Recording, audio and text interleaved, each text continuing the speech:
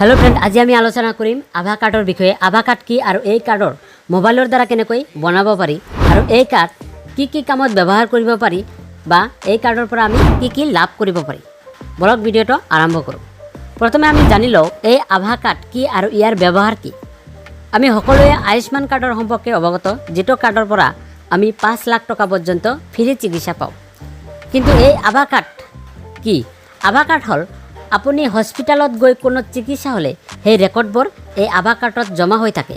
যেনেদৰে আপুনি কোনো চেকআপ কৰা বা ব্লাড টেষ্ট কৰা সেইটো আভা কাৰ্ডত অটোমেটিকলি সেভ হৈ থাকিব।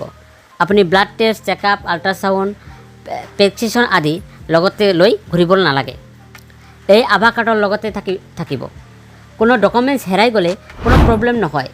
এইটো কাৰ্ড নম্বৰ মাৰিলেই কিন্তু এই আপোনাৰ চিকিৎসা হোৱা সকলো ৰেকৰ্ড আহি যাব। এতিয়া চাওক মোবাইলৰ দ্বাৰা আপুনি আপোনাৰ আভা কাৰ্ড কেনেকৈ বনাব পাৰি। প্ৰথমে যিকোনো এটা ব্ৰাউজাৰত গৈ আভা কাৰ্ড বুলি টাইপ কৰিব। মই ক্ৰম ব্ৰাউজাৰত গৈ টাইপ কৰিছোঁ। প্ৰথম অপশ্যনটো যিটো আহিছে এইটোত ক্লিক কৰক।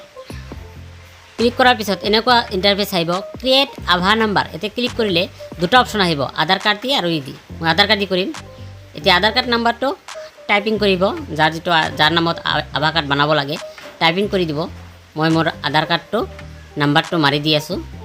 মাৰি দিয়াৰ পিছত চাওক 54350 মাৰি দিয়াৰ পিছত তলফালে আহিলে চাব আই এগ্ৰি। ইয়াতে ক্লিক কৰি এইটো যোগ বিয়োগ কৰিব 7 পৰা 4 গ'লে 3। সেইটো মাৰি নেক্সট মাৰিলেই কিন্তু আমাৰ নেক্সট পেজত এটা OTP আহিব, যেটো আধাৰ কাৰ্ডৰ লগত লিংক মোবাইল নম্বৰ। সেইটো মোবাইল নম্বৰত কিন্তু এটা OTP আহি যাব। যিসকলে মোবাইলত লিংক নাপায়, ডিছক্ৰিপশ্যনৰ পৰা লিংকত গৈ ডাইৰেক্ট আহিব পাৰি এইটো পিছত। মোৰ OTPটো আহি গৈছে। মই OTPটো টাইপিং কৰি তলত মোবাইল নাম্বাৰটো মাৰি দিম। মোৰ যিটো মোবাইল নাম্বাৰ সেইটো তলত মাৰি দিম। মাৰি দিয়াৰ পিছত আৰু এটা নেক্সট কৰিলে আৰু এটা মোবাইল নম্বৰত OTP আহিব। আগৰটো আহিছিল আধাৰ কাৰ্ডত, এইটো কিন্তু মোবাইল নম্বৰত আহিব। অহাৰ লগে লগে OTPটো এতিয়া মোবাইল নম্বৰটো ভেৰিফাই মাৰিলে কিন্তু OTPটো আহি যাব। যাৰ যিটো মোবাইল নম্বৰ লগত আছে সেইটো মোবাইল নম্বৰ মাৰি দিব। মোৰ মোবাইল নম্বৰটোৰ OTP আহি গৈছে।